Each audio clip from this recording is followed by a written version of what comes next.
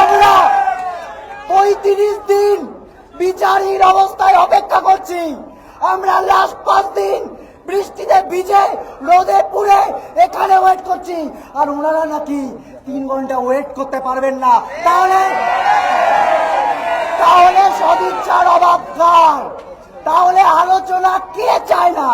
আমরা তো আলোচনা করতে গেছিলাম, আমরা আবার বলেছি যে আলোচনাই করতে চাই। এখন কি মনে হচ্ছে বলুন তো, যে একটু আগে এই যে আমাদের সহকর্মী তার এই যে সন্দীপ ঘোষ এবং তারা থানার ওসি গ্রেপ্তার হয়েছে, এই খবরটা ওনারা পেয়েছেন, তাই ওই মিটিং করার সাহস হয়নি। আমরা ওখানে গিয়েছিলাম বৃষ্টির মধ্যে, ৩ থেকে ৩.৫ ঘন্টা ওয়েট করেছি। বারবার এসে বলা হয়েছে, আমরা এখানে যাওয়ার আগে কিন্তু বলে গেছিলাম যে আমাদের মেলে লেখা আছে, যে মেলটা আমরা পাঠ করে গেছিলাম, যে আমরা 5 দফা দাবি নিয়ে আলোচনা করব এবং ট্রান্সপারেন্সি এবং স্বচ্ছভাবে আলোচনা করব।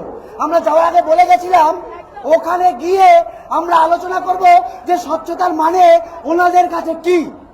আমরা গেছিলাম, আমরা প্রথমে গিয়ে লাইভ স্ট্রিমিং এর দাবি করেছিলাম। তারপর ওনারা বলেন যে এটা তো রেসিডেন্সিয়াল এলাকা, এখানে আমরা লাইভ স্ট্রিমিং করতে পারবো না। তারপর আমরা আলোচনা করে বলি ঠিক আছে, লাইভ স্ট্রিমিং না করতে পারুন, আমরা ভিডিওগ্রাফার নিয়ে গেছিলাম, আমরা আমাদের সাথে ভিডিওগ্রাফার বন্ধুকে নিয়ে গেছিলাম, দুপক্ষ ভিডিওগ্রাফ করুক।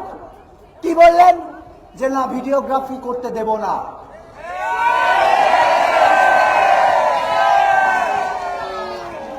তারপর কি বলা হলো?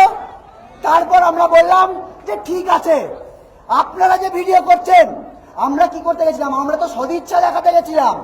ওনারা তো এটাই বলতে চাইছেন যে আমাদের নাকি সদিচ্ছা নেই, আমরা সদিচ্ছা দেখাতে গেছিলাম। তারপর আমরা বললাম ঠিক আছে, আমাদের ভিডিওগ্রাফারও দরকার নেই, আপনাদের যে ভিডিওগ্রাফার সেই ভিডিও করবে, আমাদের ভিডিওগ্রাফার বন্ধু সেটা পুরোটা দেখবে এবং সঙ্গে সঙ্গে ট্রান্সফার করবে। কি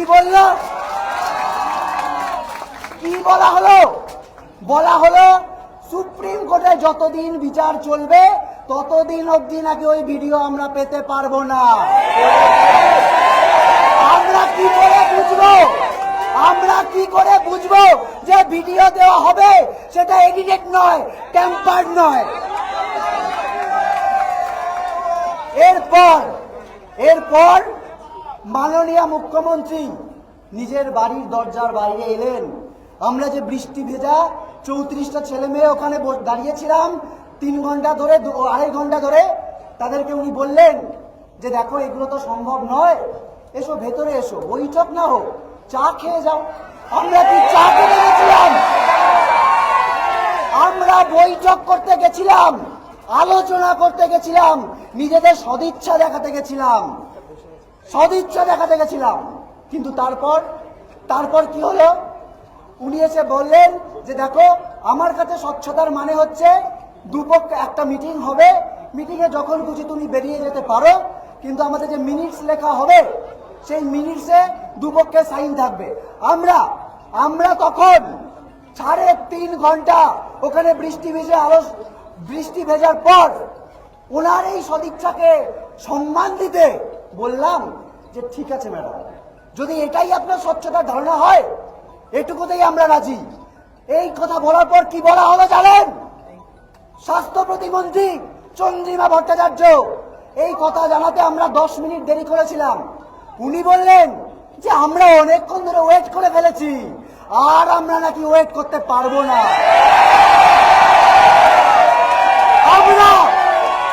আমরা 35 দিন বিচারহীন অবস্থায় অপেক্ষা করছি।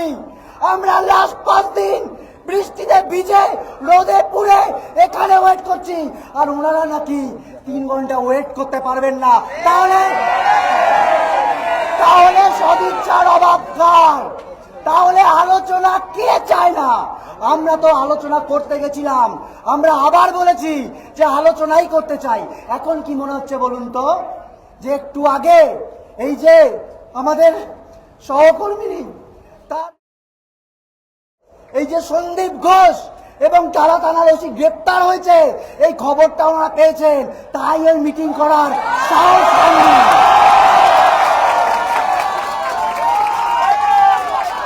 আমরা বলে দিতে চাই, আমরা প্রথম থেকে যে বলছি যে তথ্য প্রমাণ লোপাটের চেষ্টা হয়েছে, আমাদের যে 5 দফা দাবি যার জন্য আমরা রাত দখলেরও ডাক দিয়েছিলাম, সেটা প্রত্যেকটা সত্যি আজকের এই গ্রেপ্তারি প্রমাণ করে দেয়। এই সন্দীপ ঘোষ, এই টালা থানার ওসি, এদের সুতো কোথায় বাঁধা? এই স্বাস্থ্য ভবন, এই দিলীপ গোয়েল পুলিশ কমিশনার, তাদের যে পদত্যাগের দাবি, এই যে ডিএমই ডিএইচএস হেলথ সেক্রেটারি পদত্যাগের দাবি, প্রত্যেকটা যে ন্যায্য আজকে প্রমাণ হয়ে গেল আবার করে। এবং আমরা বলে দিতে চাই, আজকে 35 দিন ধরে আমরা বিচারের জন্য রাস্তায় আছি, আরো 35 দিন আমরা বিচারহীন অবস্থা থেকে বিচার পাওয়ার জন্য রাস্তায় থাকতে পারি। কেননা আমাদের কথা একটাই, দালালি না, সংগ্রাম।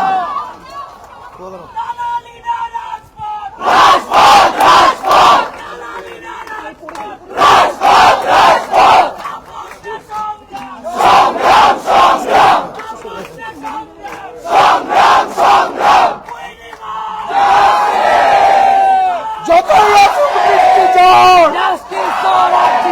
যতই আসুক বৃষ্টি ঝড়, আর্জিনের দাবি কর। আজকে 35 দিনের মাথায় আমরা কথা দিয়ে গেছিলাম যে আরেকটা পরিবাহ হতে দেব না, আমরা সেই কথা রেখেছি, আমরা কোনো আপোষ করিনি। আমাদের এই আন্দোলনকে প্রথম দিন থেকে কালিমালিপ্ত করার চেষ্টা চলেছে।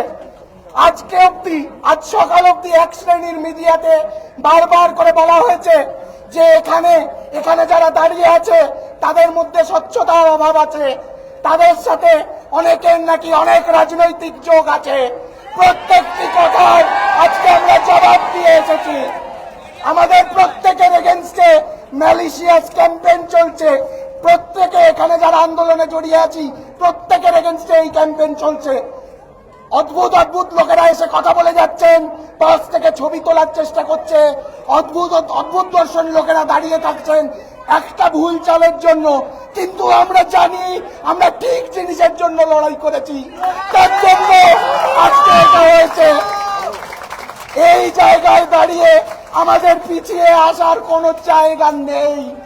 আমরা পেছোতে কোনোদিন চাইনি, চাই না। আমরা চাই আমাদের বোনের জন্য বিচার, তার 5 দফা দাবি